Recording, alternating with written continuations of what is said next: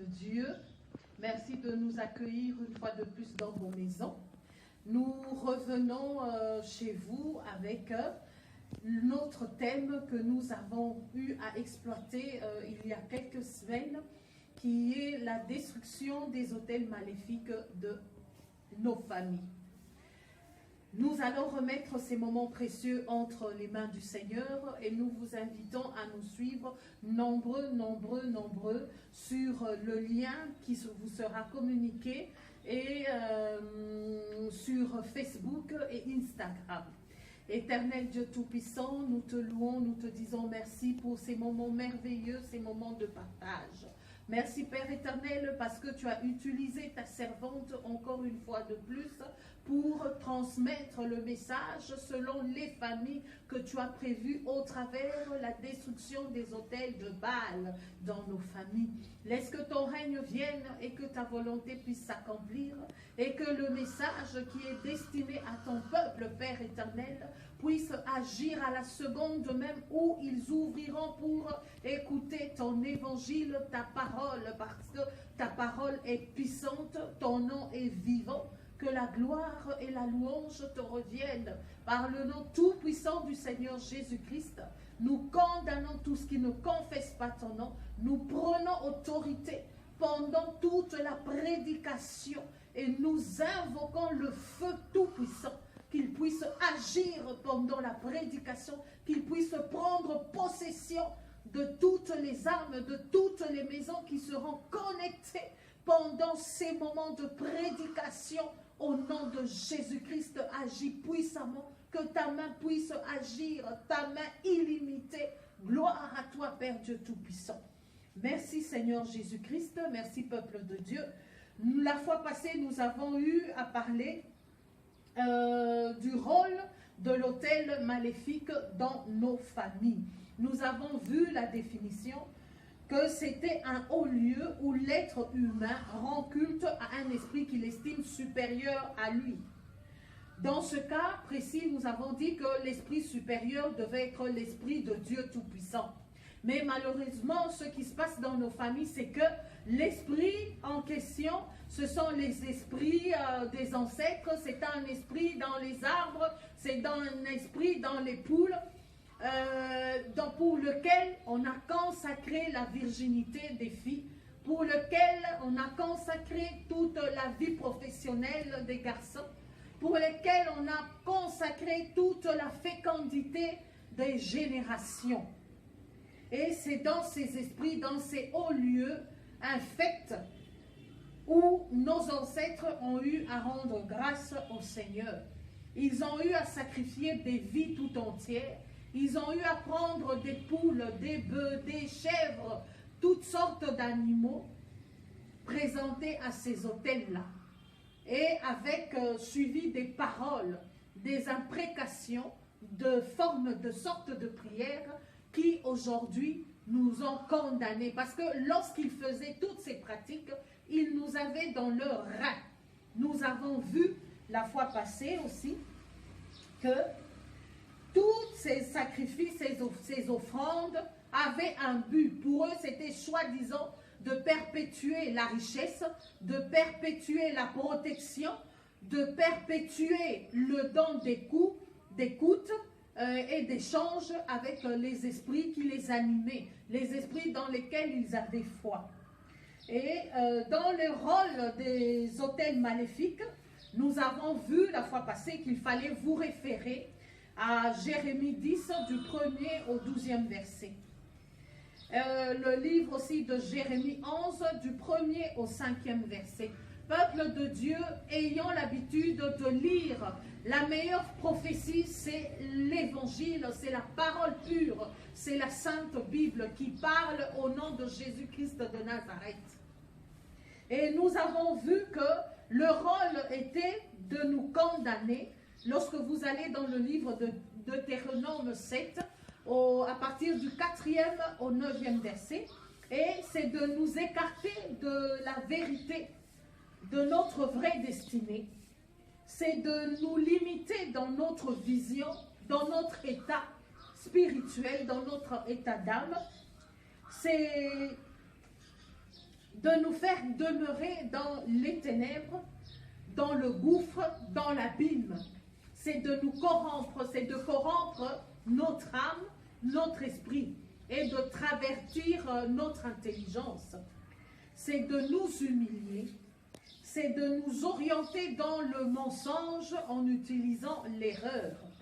Et aujourd'hui, nous disons que ces autels ont pour but de nous faire ressembler au diable. Parce que lorsque nous voyons le livre de Genèse, Dieu nous a créés dans le livre de Genèse. Nous prenons le livre de Genèse au premier chapitre. Genèse 1, chapitre 1er, à partir du 26e verset, nous lisons ceci. Puis Dieu dit, faisons l'homme à notre image, selon notre ressemblance, et qu'il domine sur les poissons de la mer, sur les oiseaux du ciel, sur les bétails, sur toute la terre et sur tous les reptiles qui rampent sur la terre. Comprenez que nous avons été créés dans un objectif d'être des dieux, de ressembler à notre Créateur, de dominer sur toutes choses et non de ressembler aux choses sur lesquelles nous devrions dominer et non de se rabaisser aux choses par rapport auxquelles nous avions été appelés à dominer, à régner. Et ce que le diable veut, c'est le contraire de ce que notre Créateur, notre Seigneur, à travers Jésus-Christ, a prévu, prédit, destiné pour nous. C'est de nous écarter de l'éternité. Parce que notre Dieu étant éternel, comprenez que nous aussi nous sommes appelés à vivre l'éternité. Et nous vous demandons de continuer l'enrichissement de ce que nous avons dit dans le livre de Matthieu 2. Et ces formes d'autel nous ont conduits à l'idolâtrie. L'idolâtrie qui est la désobéissance totale à Dieu, qui conduit à la mort, qui conduit à la destruction totale de l'homme. Comprenez que les choses sur lesquelles vous avez eu le pouvoir, vous avez eu l'autorité de dominer, de commander, d'instruire, vous vous soumettez maintenant à ces choses-là. Comprenez-y quelque chose. C'est ça le rôle des autels des familles. C'est de nous soumettre à des fausses principautés, à des fausses autorités, à de faux commandements qui n'ont rien à voir avec notre Seigneur Jésus-Christ, qui n'ont rien à voir avec la promesse de l'éternité. Ce sont des esprits séducteurs qui nous font briller des choses qui ne sont pas réelles. Amen, peuple de Dieu. Amen, peuple de Dieu. Et nous prenons l'exemple de Lot. Lot avait pour instruction, en vivant en Sodome et Gomorrhe, qui était une terre maudite dans laquelle il y avait toutes sortes de pratiques horribles qui n'avaient rien à voir avec la parole de Dieu. Nous tous, nous connaissons l'histoire de Sodome et Gomorrhe. Pourquoi? Pour quelle raison est-ce qu'elle a été brûlée? Et Lot s'était retrouvé au milieu de cette nation corrompue par le péché.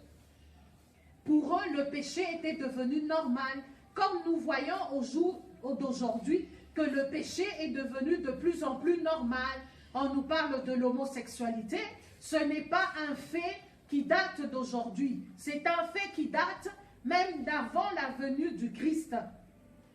Il y a l'homosexualité, il y a la corruption, il y a la bestialité, tout ce qui a corrompu les mœurs vivait déjà dans Sodome et Gomorrhe. Voilà pourquoi la parole de Dieu qui dit qu'il n'y a rien de neuf sous le soleil. Il y avait toutes sortes de loges, il y avait la magie, il y avait l'envoûtement, il y avait l'enchantement, il y avait la séduction, il y avait l'esprit d'erreur qui régnait, il y avait des idolâtres, il y avait toutes sortes de magie, toutes sortes de loges comme c'est aujourd'hui. Je ne peux pas me mettre à publicité là-dessus, mais vous-même vous connaissez ce qui est loge. En dehors de la foi en Jésus-Christ, il n'y a rien d'autre qui amène à la vie éternelle. Tout le reste n'est que perte de temps, n'est que semence de vent, et ça nous emmène dans des perditions en enfer. C'est ça le rôle des autels des familles. Nous avons vu que Lot avait pour instruction d'emporter sa famille. Et en sortant de Sodome et Gomorrhe, il ne devrait pas regarder derrière. Mais malheureusement, en sortant sa femme, en écoutant tous les cris stridents qu'il y avait, était attiré de savoir ce qui se passait derrière. Malheureusement, elle a été transformée en un bloc de sel. Peuple de Dieu, l'autel des familles a pour rôle de nous améniser, d'amener dans le plus bas de notre nature, de se moquer de nous exploiter, non comme des êtres humains à l'image et à la ressemblance de Dieu, mais comme du bétail voué à l'abîme, à la destruction, à la boucherie du diable. Nous voyons que dans Jean 8, au verset 7, il s'agit de l'histoire de la femme adultère. C'est qu'elle a été condamnée par tous, sauf par Jésus-Christ. Le rôle des autels de famille, c'est pour nous condamner, nous dire que tu es incapable, voilà que tu ne réussis pas à l'école, que ça fait 7 ans, 10 ans, que tu es en train de chercher ton diplôme. Ça fait 20 ans maintenant que tu es en train de chercher un mari ou une femme. Regarde, tu as 50 ans et tu n'es toujours pas marié. Tu as 50 ans et tu n'as toujours pas d'enfant. Mais Dieu ne nous condamne pas, peuple de Dieu. Dieu ne nous condamne pas, peuple de Dieu. La femme adultère, elle avait été condamnée. Elle avait été mise en jugement par la population qui l'entourait à l'époque. Et son secours était Jésus-Christ de Nazareth, qui lui ne l'avait pas condamné. Mais tous ceux qui l'ont condamné se comportaient pire qu'elle, se prostituaient aussi avec elle. La nuit, mais le jour, ils voulaient paraître comme des saints. C'était une faiblesse que le diable voulait utiliser pour la détruire. Comprenez que notre Seigneur Jésus-Christ n'utilise pas notre faiblesse pour nous détruire. Il nous accepte tel quel. Il dit qu'il est mort pour nous les pécheurs. Il est mort pour toi qui es condamné par l'autel des familles. Il est mort pour toi qu'on utilise chaque jour. Il est mort pour toi dont les maternités ont disparu du fait de l'autel de famille, du fait que la famille t'a condamné. Il est mort pour toi qui est aujourd'hui sous la servitude, le joug de la famille. Toi, tu as été désigné pour sauvegarder, pour tenir les finances de la famille de manière sorcellérique, de manière maléfique. Tu es devenu esclave de Mammon, au lieu que Mammon puisse te servir. Peuple de Dieu, prenons conscience. Toi, tu es une femme, tu as le rôle de protéger la famille. Protéger la famille n'est pas mauvais dans le Seigneur. Mais qu'est-ce qu'on a investi en toi pour que toi, tu puisses être le troisième œil de ta famille, ce troisième œil maléfique qui contrôle les faits et gestes des uns et des autres, dans le but de les détruire, dans le but qu'il n'y ait pas d'émergence dans la famille. Alors, ici, nous allons prier, peuple de Dieu. Nous sommes en train d'arriver à la fin de la prédication d'aujourd'hui. Éternel Dieu des armées, libère toutes ces belles âmes qui sont condamnées par les liens maléfiques des familles. Seigneur, ils ont besoin d'être délivrés. Et pour être réellement délivrés, parle-leur, ouvre-leur les yeux, qu'ils puissent accepter leur état, qu'ils puissent accepter leur état de faiblesse devant toi, qu'ils puissent accepter qu'ils sont pécheurs, qu'ils ont été condamnés jusque-là, et que toi, aujourd'hui, tu leur tends la main pour être libérés. Merci, Père éternel, de la repentance, de l'esprit de repentance que tu es en train de répandre dans nos familles, dans tous ceux qui nous suivent. Merci, Père Dieu de gloire, parce que tu viens au secours de ces âmes, de ces familles qui ont été condamnées jusque-là par un joug étrange qui n'a rien à voir avec ton amour, qui n'a rien à voir avec ta vérité ni ta lumière. Oh Jésus, je remets ton peuple que nous sommes entre tes saintes mains.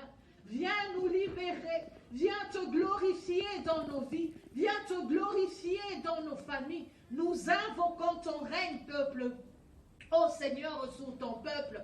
Viens, Seigneur Dieu Tout-Puissant, nous donner la paix, la maîtrise, le contrôle, que ton esprit puisse nous remplir afin de contrôler tous les esprits qu'il y a autour de nous.